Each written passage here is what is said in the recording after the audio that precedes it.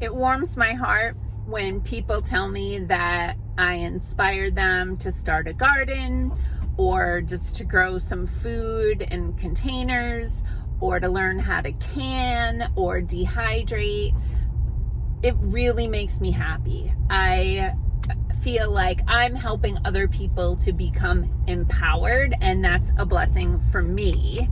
But I'm gonna give you a heads up on a few things that I noticed when I started getting into canning that it's kind of counterintuitive. But first, hey, I'm Dr. Patty Barch. I'm a traditional naturopath, founder and owner of Naturally Unbridled Wellness and naturallyunbridled.com, where we focus on wellness solutions, not disease management.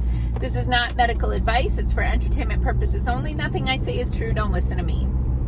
Okay, as you know, if you've been following my videos, first, yes, I'm going a different way today. I have to go renew my license. If you've been following my videos, you know that 3 or so years ago, I became inspired to learn how to grow and preserve food. I just felt like that was the thing to do. Like, it's time. So I didn't come from a family that did any canning or gardening, so to speak, and I didn't really know how to do it. I'd had a few what I'd call failed gardens in the past, which basically I had time to plant a garden one weekend and that was the end of it. Gardening takes a little more than just putting it in the ground. But anyway, I learned how to can before gardening. So I started canning in the winter. Sorry, I have like an eyelash or something that is bothering me.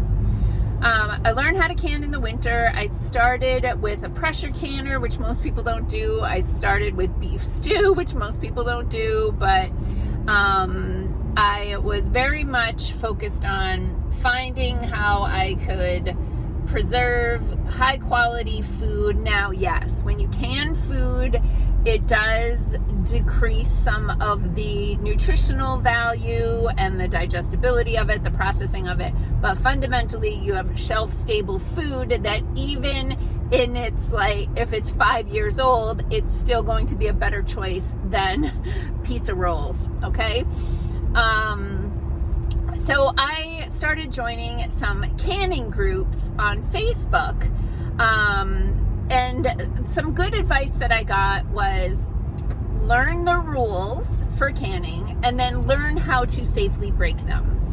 And so I very much learned the rules in the beginning, and then I joined what you could, oh dear, holy buckets, that's a big rack. Whoa, what a gorgeous buck that was. Little blessing going the other way this morning. So learn the rules and learn how to safely break them. So there are some pearl clutching canning people that everything they do is strictly by the book. They firmly believe that if you step outside of the lines there, you're going to kill yourself and your whole family. And yeah. So there are some extremists that way. And there are some people who can some stuff that I'm just like, okay, well, good luck to you.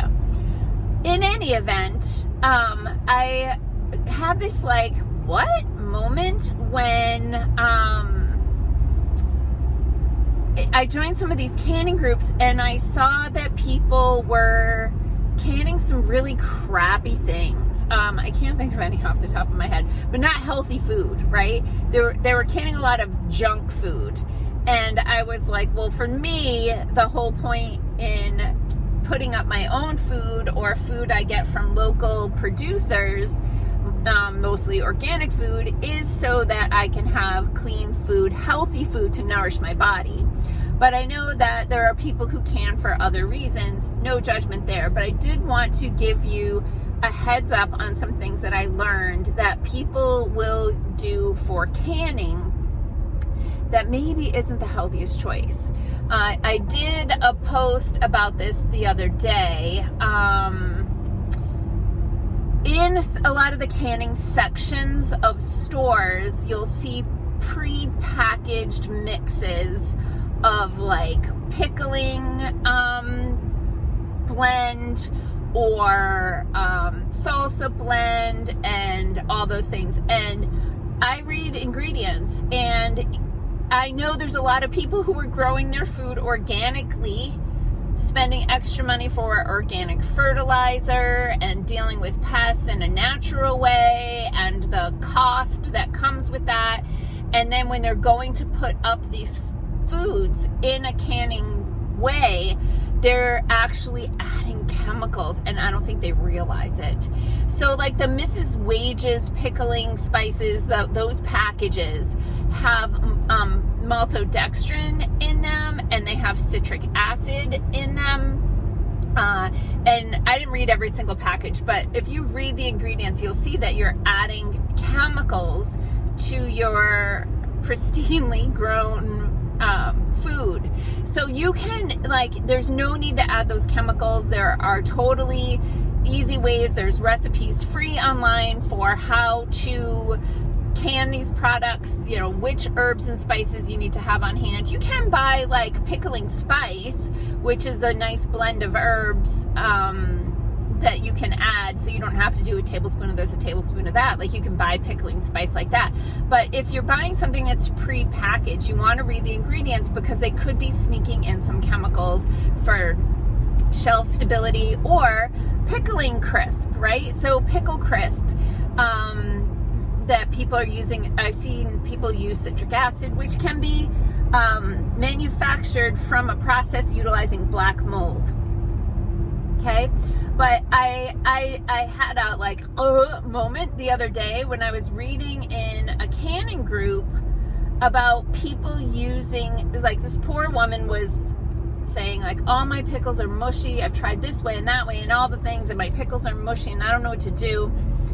And people were telling her to use alum, and I'm like, wait, what are you telling people to use? And it's aluminum, which is a neurotoxin, and people are using it in their canned goods to make their pickles crisper. Dude, don't eat aluminum. Don't buy baking powder with aluminum. Don't use aluminum foil in your cooking. Don't use aluminum pans in your cooking. I have a few aluminum pans in my house, but I use them to like defrost meat. I just throw the meat in there. Like, I use them more like a bucket. See if you can get a view of the river there. I use them more like a bucket. I don't cook in them ever. I don't cook on Teflon coated pans. I don't cook in aluminum. Aluminum is really, really, really bad for your brain, and it's difficult to get out of the body, and you want to avoid it. So please don't put chemicals into your pristinely grown, hard-earned, so much work goes into canning canned foods so that you're destroying your brain or your gut or creating inflammation, when what you should be doing is nourishing your body. So I praise you for growing your own food, canning your own food, learning how to pressure can, learning how to water bath can. Like, please continue to do those things. I think it's important that we have those skills and that we have that autonomy to be responsible for our own food. However, please stop adding chemicals to that food. Read the packages and just take the extra step and make it yourself whenever possible. Peace out, peeps. Have a healthy day.